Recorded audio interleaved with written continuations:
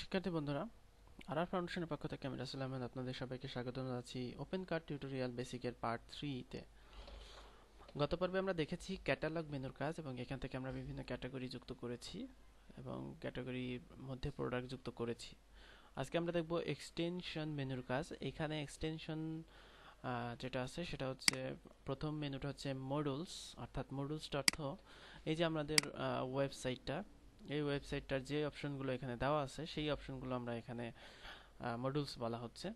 অর্থাৎ খেয়াল করুন এখানে account, affiliate, banner, best sellers, carousel, category, featured, filter, Google talk বা এই জাতীয় মডিউলগুলো দেওয়া আছে এবং যেগুলো এখানে ইনস্টল লেখা আছে সেগুলো আপনি ইনস্টল করতে পারবেন। আর নতুন মডিউল যুক্ত করতে হলে আমাদের নতুন ওপেন কার্টের যে এক্সটেনশন সেটা যুক্ত করতে হবে।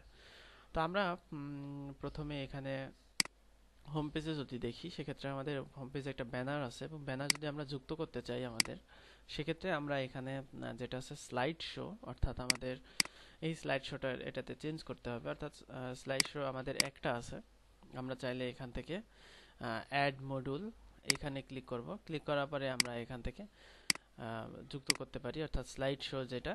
তবে সেই জন্য আমাদের অবশ্যই এখান থেকে ব্যানার যুক্ত করে নিতে হবে। অর্থাৎ আমরা এখানে যে ব্যানার আছে সেই ব্যানার কিন্তু আমাদের এখানে যুক্ত করে নিতে হবে, যে আমাদের এখানে কিভাবে হবে। তো এইভাবে আপনি যে কোনো মডেল যুক্ত করতে পারেন। যেমন আমরা এখানে যুক্ত করেছি, যদি আমরা কোনো ইন্টারনাল পেজে যাই সেক্ষেত্রে আমরা দেখতে পারবো যে এখানে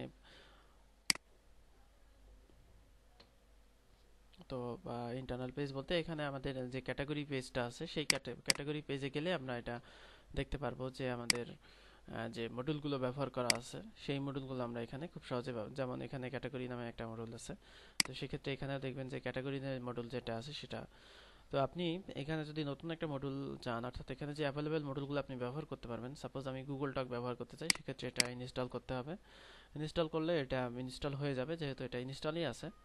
এবং এখানে ইনস্টলই আছে বলতে এখানে এই এক্সটেনশনটা ডিফল্টভাবে আমাদের ইনস্টল করা আছে, শুধুমাত্র আমাদের এটা সাইটে ব্যবহার করতে হবে। তো এখানে গুগল টকে যে চ্যাট ব্যাচ যে কোড আছে সেই কোডটা, তবে এইটা এই সার্ভিসটা আপাতত বন্ধ আছে বিধায় আমরা এটা ব্যবহার করতে পারবো না, কারণ গুগল যে চ্যাটিং যে সার্ভিসটা সেটা আপাতত বন্ধ আছে। অর্থাৎ ভিজিটররা আপনাদের সাথে গুগল টকে চ্যাট করতে পারবে, এটা বন্ধ আছে, এটা আপনি ব্যবহার করতে পারবেন না এখন। তো অপশনটা দেওয়া আছে, আপনি মানে এটা দেখা হলো যে কিভাবে আমরা অন্য সার্ভিস ব্যবহার করতে পারি। তো এখানে লেটেস্ট নামে যে মডিউলটা আছে সেটা আমরা ইনস্টল করব। যে লেটেস্ট প্রোডাক্ট যুক্ত করলে আমাদের একটা দেখাবে সেইটা। তো এখানে লেটেস্ট যেটা সেটা আমরা এখানে দেখালাম। তারপরে আমরা এখানে চাচ্ছি যে লেআউটটা, এখানে আমি কি কি লেআউট চাই সেটা এখানে। তারপরে আমরা কন্টেন্ট লেফট নাকি কন্টেন্ট রাইট নাকি কন্টেন্ট বটম এখানে আমরা চাই, সেক্ষেত্রে আমরা এটা যুক্ত করব।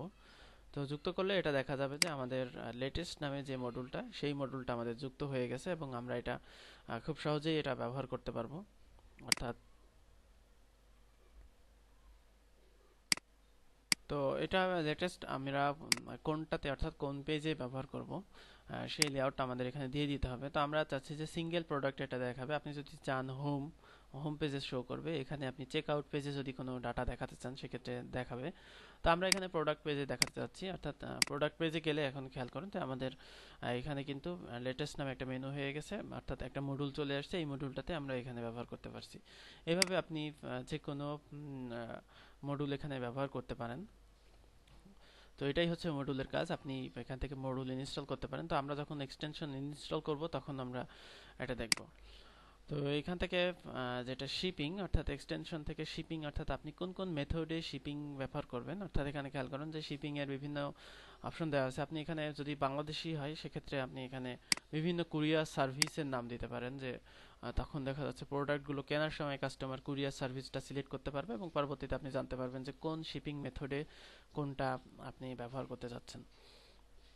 তো এটার জন্য অবশ্যই আপনাকে আলাদা এক্সটেনশন বানাতে হবে। যেমন এখানে ফ্ল্যাট রেট যেটা, সেটা যদি আমি এডিট করতে চাই সেক্ষেত্রে আমরা এটা এডিট করতে পারবো, অর্থাৎ টেক্সট ক্লাস জোন, অর্থাৎ কোন কোন জোনে এটা হবে সেক্ষেত্রে আমরা এডিট করতে পারবো। তো এটাই হচ্ছে শিপিং মেনুর কাজ। এরপরে আমাদের যেটা আছে সেটা হচ্ছে প্রোডাক্টের পেমেন্ট। তো ওপেন কার্টের সবচাইতে বড় ব্যাপার হচ্ছে এখানে আপনি অনেকগুলো পেমেন্ট মেথড ব্যবহার করা আছে। এখানে bank transfer, authorized dot net, cash on delivery, free check out, তারপরে মানি বুকার্স, পেপাল, পেজা, এই জিনিসগুলো সবগুলো এখানে দেওয়া আছে এখানে। তো আপনি এখানে সবগুলোই ব্যবহার করতে পারবেন। তো এখান থেকে আপনি যে কোনো একটা ব্যবহার করতে চাইলে, সাপোজ আমি মানি বুকার এনেবল করতে চাচ্ছি, সেক্ষেত্রে আমরা এখানে ইনস্টলে ক্লিক করব। ইনস্টলে ক্লিক করার পরে আমাদের এখানে ইনস্টল হয়ে যাবে এবং এডিটে যাওয়ার পরে আপনি এখান থেকে আপনার মানি বুকার যে ইমেল, সেই ইমেলটা দিতে পারেন। তারপরে এখানে যে কনফিগারেশনগুলো সেগুলো করবেন, সেক্ষেত্রে আপনাদের এগুলো যুক্ত হয়ে যাবে। তারপরে এখানে অর্ডার টোটালস নামে যেটা আছে সেটা আপনার এখান থেকে আপনি অর্ডার টোটালস অর্থাৎ আপনার কুপন কোড বা ক্রেডিট বা শিপিং, এই যে অপশনগুলো, সেই অপশনগুলো আপনি এখান থেকে কনফিগার করতে পারবেন। আর এখানে প্রোডাক্ট ফিডস অর্থাৎ আপনি গুগল সাইট ম্যাপে প্রোডাক্ট ফিডগুলো দেওয়া বা প্রোডাক্ট ফিড অর্থাৎ কাস্টমার সহজেই জানতে পারবে কোন প্রোডাক্ট আপনি যুক্ত করলেন, সেই ফিড যদি আপনি এনাবেল করতে চান বা ইনস্টল করতে চান, সেক্ষেত্রে এখান থেকে দিয়ে দিতে হবে।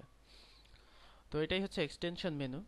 মোটামুটি বেসিক ধারণা দিয়ে যাচ্ছি। যখন আমরা সরাসরি কোনো একটা টেমপ্লেট নিয়ে কাজ করব, তখন আমরা এগুলোর ব্যাপক ধারণা পাবো এবং আমরা প্রোডাক্ট তখন সেখানে যুক্ত করব। তো ধন্যবাদ সবাইকে আজকে টিউটোরিয়াল দেখার জন্য। আল্লাহ হাফিজ।